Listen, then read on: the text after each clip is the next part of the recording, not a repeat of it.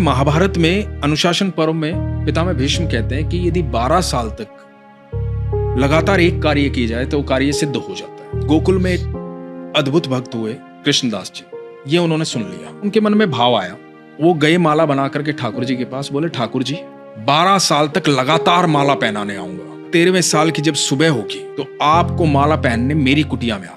अब कृष्णदास रोज माला बनाते, रोज ठाकुर जी के पास ले जाते और रोज ठाकुर जी को याद दिलाते कि आज इतने दिन हो गए। अब 12वें साल का आखिरी दिन था।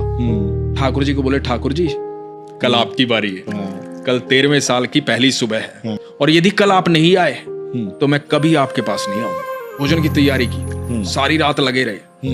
सुबह प्रातः काल इंतजार करने लगे कि ठाकुर जी अब आएंगे अब आएंगे। शाम हो गई, ठाकुर जी नहीं आए। आ गया गुस्सा, सारा 56 भोग उठाया, अपनी पोटली में बांधा और देख करके मंदिर की तरफ, कोई नहीं है कृष्ण विष्णु, पत्थर की मूर्ति है वो, सुनता तो आज आ जाता, सुनता ही नहीं है। और बड़बड़ाते हुए जा रहे हैं। आगे से गैयों का एकदम झुंड आ रहा है लगातार। तो एक बालक आवाज दे रहा है, अरे बाबा सुनो, रुको, इतनी सारी गैया आ रही हैं, टक्कर लग जाएगी, धक्का लग जाएगा, गिर जाओगे, रुक जाओ थोड़ी देर। रुक गए कृष्णदास जी। तो बालक बोला कि बड़ी खुशबू आ रही है आपके झोले से, खाना खाया नहीं है आपने शायद, तब तक गैया जाए बैठ के खा लो। बोला नहीं मुझे नहीं खाना। क्या हुआ, क्या बात हुई? लाडला है ना वो कन्हैया, अरे बहुत नखरे हैं उसके। 12 साल गया हूं माला पहनाने, एक दिन बोला था एक दिन मेरे पास आ जाना, नहीं आया, सुबह से लेकर के शाम हो गई, अब जा रहा हूं यहां से। तो बालक बोला बाबा इतना गुस्सा क्यों हो रहे हो? मुझे भी भूख लगी है, मैंने भी सुबह से कुछ नहीं खाया, सुबह से गैया चरा रहा हूं। तो बोला कि मुझे भी आप खिला दो। बोला खा लो।